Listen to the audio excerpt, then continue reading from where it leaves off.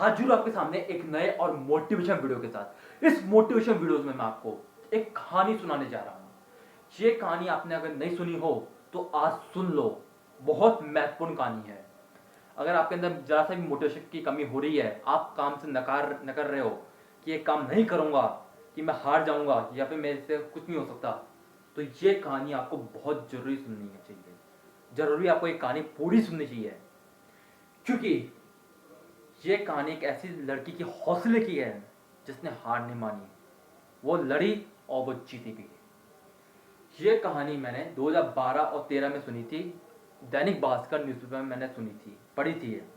और ये शायद तक मुझे जहाँ तक याद है, ये लास्ट पृष्ठ पे आई थी। 16 पृष्ठ था, वो 16 पृष्ठ था, उस पर यह कहानी आई थी। पूरी डिटेल में दी गई थी। और इस वीडियो को स्किप मत करना। इस वीडियो में मिली जानकारी आपके लिए बहुत महत्वपूर्ण हो सकती है, क्योंकि ये कहानी ही कुछ ऐसी है जो आपको पहले दर्द देगी, फिर आपको एक हौसला देगी। कहानी एक ऐसे पुलिस ऑफिसर की है जिसके बचपन में ही माँ बाप गुजर गए थे एक रोड एक्सीडेंट में। कहानी कुछ ऐसी स्टार्ट होती है जब उसके माँ बाप, उसके भाई बहन और उसके चाचा जी थे, जो फैमिली के काफ़ी जो रिलेटिव्स थे, वो सारे मंदिर जा रहे थे। वो मंदिर तक पहुंच जाते हैं, मंदिर की पूजा करके आ जाते हैं। लौटते समय एक ट्रक आता है। ट्रक उसको कुचल देता है, उनके माँ बाप को। पूरा परिवार तहस हो चुका है, लेकिन वो लड़की अपने नाना नानी के घर होती है उस समय, इसलिए वो लड़की बच जाती है। और जब जैसे ही उनके घर में खबर पहुंचती है कि उसकी मदर फादर, उसके भाई बहन, उसके परिवार के सबके सदस्य इस रोड एक्सीडेंट में डेथ हो चुकी है, तो सब पूरे घर में शोक का माहौल हो चुका होता है। और सब दोषी किसको मानते हैं? उस लड़की को। बर्थडे वो आने वाला था और सबको ये लगा कि इसके पीछे इस लड़की की वजह से ही ये हुआ है। यही ऐसी लड़की है जिसकी वजह से ये, इसके माँ बाप, इसके रिलेटिव सब गए हैं। वो अपने नाना नानी के घर थी उस समय, नानी से बहुत प्यार करते थे। लेकिन ये जब मैंने सुना कि उनके बेटी और उनके दामाद, उनके परिवार उजड़ गया है, तब उनने उसे रखने से इनकार कर दिया।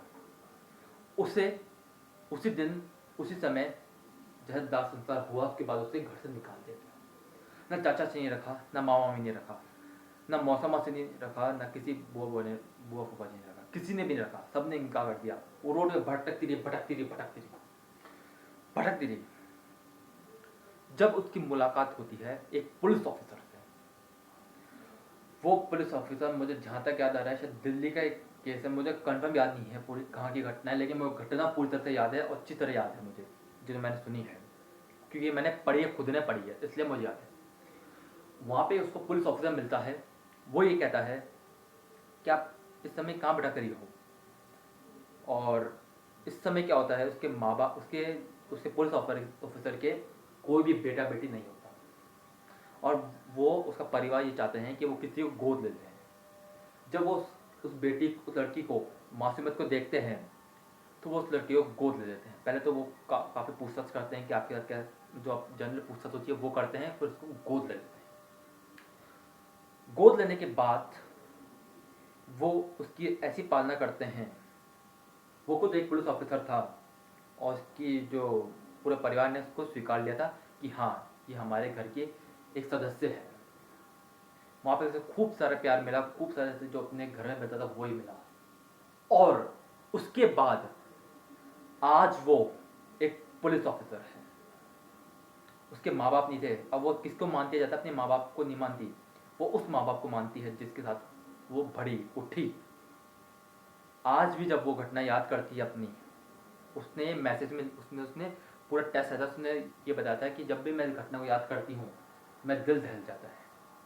लेकिन मेरे पापा इस चीज़ से मुझे हिम्मत देते हैं। वो कहते हैं कि आज तुम हारी नहीं, जीती हो।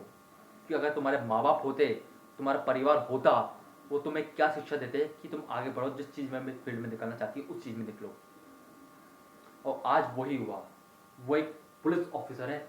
ये कहानी आपको शिक्षा देती है कि जब उस लड़की के परिवार वाले सब की डेथ हो गई, और उसके बाद भी उस लड़की ने हार नहीं मानी, हर जगह भटकती रही, भटकती रही। उसे एक ऐसा पुलिस ऑफिसर मिलता है जो उसे शिक्षा देता है, उसे बढ़ाता है, और बाद में वो पूरा पुलिस अफसर जो वहाँ पे थे वो उसकी तारीफ करते हैं। जो वहाँ के जो पुलिस ऑफिसर जो काम कर रहे होते हैं, उसके फादर के साथ जो काम कर रहे थे और जो उस समय काम कर रहे थे, वो उस लड़की को सैल्यूट करते हैं कि उसने इतना जज्बा रखा कि उसने हार नहीं मानी, अपनी उस चीज़ से लक्ष्य बनाया कि मैं हारूंगी नहीं, मुझे जीतना है, कितनी भी परिश्रम करनी पड़े, कितना भी मुझे हासिल, जो चीज़ हासिल करनी है मुझे, उसके लिए कितना भी परिश्रम करना पड़े, कितनी भी परेशानियां आई, मैं उनसे लड़ूंगी, हार नहीं मानूंगी, डटी रहूंगी, लेकिन हार नहीं मानूंगी। हार मानना किसी भी चीज का कोई सोल्यूशन नहीं है।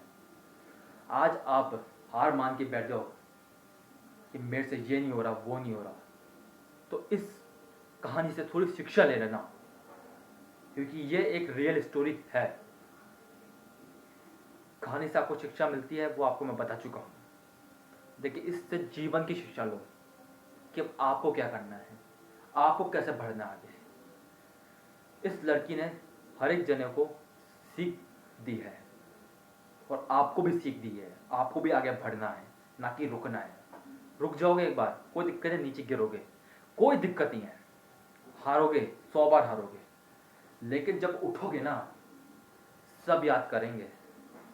ये तो आपको पता होगा, जब हारते जाते हो, जब गिरते जाते हो, तब कोई साथ नहीं देता। जैसे आप उठने लगते हो, सब पीछे रहते हैं, जी हो जो करके कहते हैं। तो यही कह रहा हूं मैं, हार ना मानो। हार मानना किसी भी चीज़ का सोल्यूशन नहीं है। जीत ढूंढो, उस हार के अंदर ही जीत ढूंढने चालू कर दो, क्योंकि इस लड़के ने भी वही किया। उस हार में उसने जीत ढूंढी और वो आज आईपीएस ऑफिसर है। ये इस कहानी से शिक्षा नहीं ली ना आपने, तो आप कभी भी जिंदगी में शिक्षा नहीं ले सकते। Thank you so much, have a good day, take care, good bye. और इस वीडियो को पूरा सुनना और इस वीडियो को शेयर करना ना भूलना, और इस वीडियो को कमेंट लाइक अभी कर दो, और मेरे इस चैनल को सब्सक्राइब कर दो, कि मोटिवेशन से रिलेटेड वीडियोस मैं चैनल पे लाता रहता हूँ।